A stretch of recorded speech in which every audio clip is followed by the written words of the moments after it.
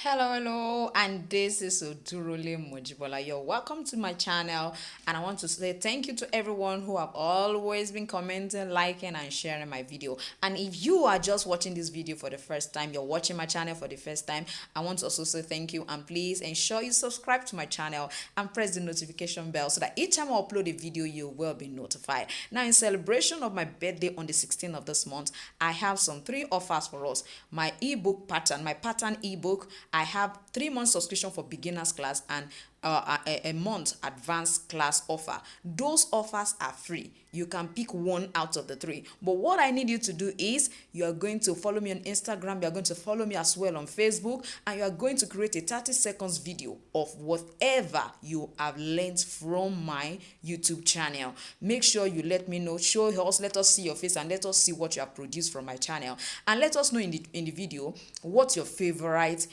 tutorial on my channel is, and that is what I'm going to use as a qualification. The best presentation will be having, I'm going to be selecting at least 10 people, 10, and they are going to be having those 3 offers. You can pick any of them. It's your choice. You can pick any of the 3, either a 3-month beginner subscription, either a 1-month advanced class, or my free pattern ebook. I'm going to be giving this offer to 10 people, just 10 people, and I need you to present your presentation very well. Let me know, let me know you actually created yourself. If it's possible within that 30 seconds, let me see how you are able to do what you have done. So let's go into today's tutorial. I'm going to be showing us how to create a bow, this particular tutorial, and see we're going to be transforming this circle into this beautiful, unique bow. Sit back and I'm gonna be right. So this particular tutorial, I'm going to start with the beautiful bow.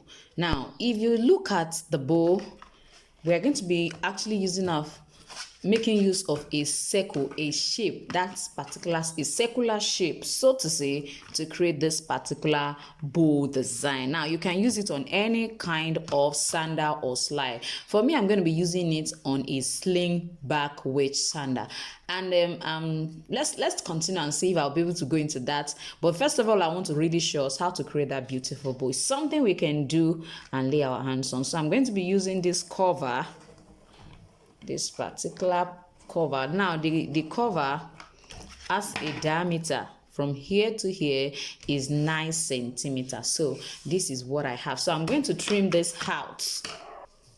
Now, if you want yours to be wider than this, you can decide to make it wider. And if you want it to be smaller, you can make this smaller. It depends on the circle, the diameter, rather the diameter of the circle. So I need the center, so I'm going to fold it. If you are making use of a compass to create yours, you may not have to fold because it will have created a center. So I'm just going to try. I just want to try to fold it this way to create a center. So I'm just going to try. So I believe this is the center. This is the center. So I'm going to create another circle at this particular center. So now I'm going to be using this to create my center circle. Now, you know, when I place it on it, I can easily see through and try to see where the center is. So I'm going to use it. If you want to create yours, you can decide to create with a circle with a diameter of 2 centimeters. It means from here, from this side to this side, is going to be 2 centimeters. So it will be 2 centimeters. But if you are using a compass, of course, you need a radius of 1 centimeter. So that is that. So what I'm going to do now is I'm going to fold it. Now, it seems as if I don't need this, really. I don't really need this.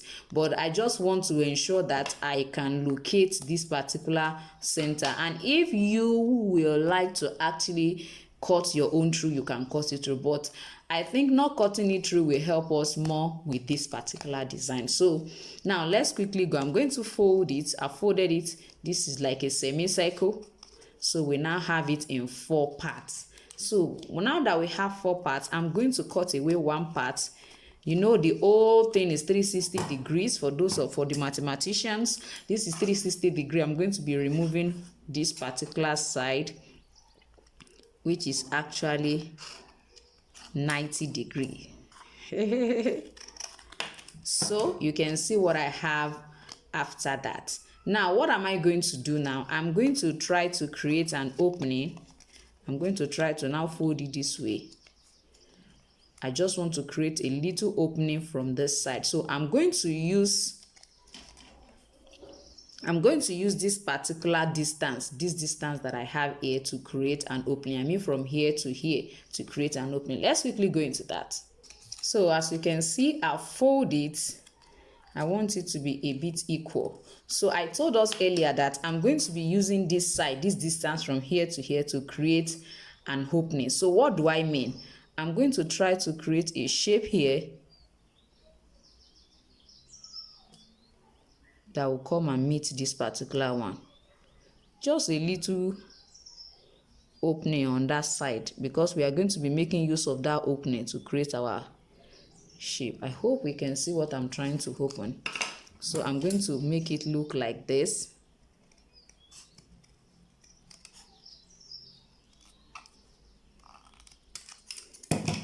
I wanted it to have a little opening this way. We want it to have this opening. So if you don't want yours to be this big, you can, of course it's supposed to be as wide as this, and it can be wider. If we want it to be wider, we are just going to extend it a little bit more. So you can see what I have at the end of the day. So this is basically what I need now to create my bow. This is what I need to create my bow accessory on my slide on sandals. So let me quickly go. What I'm going to go ahead and do now. Now, if you look at this side, you'll find out that they have the same length. And I don't want it to have the same length. So I'm going to try to reduce one side a little bit. That's what I mean. I'm going to try to reduce this side, because by the time I fold this, I don't want the two sides to be showing. You can decide to even use what you cut away, just to give it a better look. So you just let it go back to the shape. So I'm just going to have this.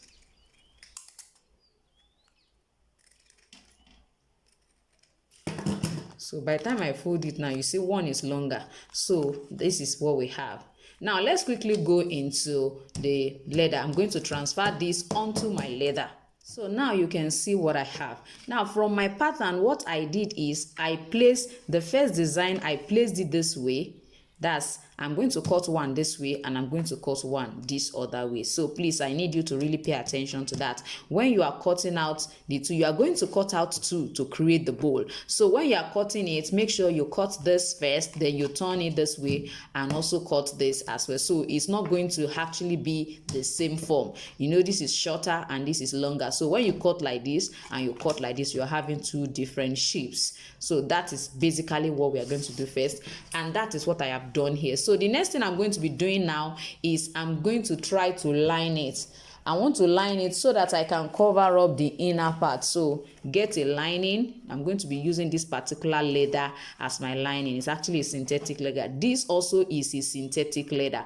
It's just a bit different from the general. If you look at the inner part, you would think it's actually a genuine leather. No, it's not. It's also a synthetic leather, but of a different grade from this particular one. You can see the way the inner part of this look, and you can see the way the inner part of this look as if it's an original, a genuine skin or a genuine leather. So I'm just going to place it right on it.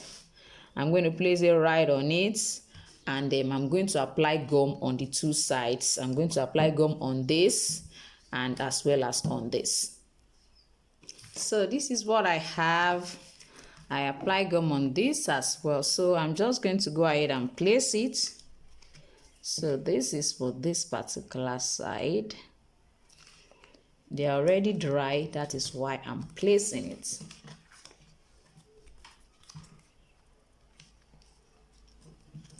So the next thing I'm going to be doing now is I'm just going to be stitching it. Now the stitching process is this way. You are going to start from this side and stitch all around down here, and you're going to do the same thing to this one. You're going to start from here and stitch all around, and you're going to stop here. So you are not stitching this side. You are not stitching this side. Yes, now as you can see, I've stitched all around, and I didn't stitch this side. Ensure you don't stitch this particular side as well. Now if you are not stitching, probably you don't have a sewing machine that you can use to stitch. Since you are applying gum on the main leather and as well as on the lining, you can just leave it that way. But this side, let me quickly trim and show us what we'll be doing next. Now you can see what the two of them looks like. This side is longer while this side is longer. I told us when you are cutting, cut one this way and cut the other this way. So now I'm going to place them right side on right side. I mean the main leather. I'm going to place the two of them together so that the long part and the short part are together. So ensure you trim all the thread. I'm still going to use my lighter to clean up all those ones. So place it together this way. Now the next thing I'm going to do is I'm going to stitch this side. I'm going to stitch down this way. I'm going to stitch it. Now if you don't have a sewing machine, like I said earlier, you can use your punch. Use your punch, your smallest punch, like 0.5 millimeter punch. Use it to punch this, punch this, punch this, punch it all around at the same interval. I've taught us how we can use our fake to create equal intervals. So please, if you have to watch that video on hand stitching, how to unstitch an insole, you are going to use the same process to unstitch this side in case you do not have a sewing machine. But if you have, just go ahead and stitch this lower part. Yes, now you can see I just stitched this side. Don't forget, it's the wrong part, the right part and the right part of the leather I placed on themselves. So now the next thing I'm going to be doing, as you can see, you can see the longer part and the shorter part. I'm going to be folding it around this way. You will see that it will automatically fold itself. Can you see? Can you see that it has automatically folded itself? So you can see how our bow will finally look like. All you need is to create a strap like this. You can see I've folded the strap. The strap is about 2 centimeters. You can use a 2 centimeter wide strap. All you need is the length that will go around here and then climb on top of it in case you are placing it on a slide.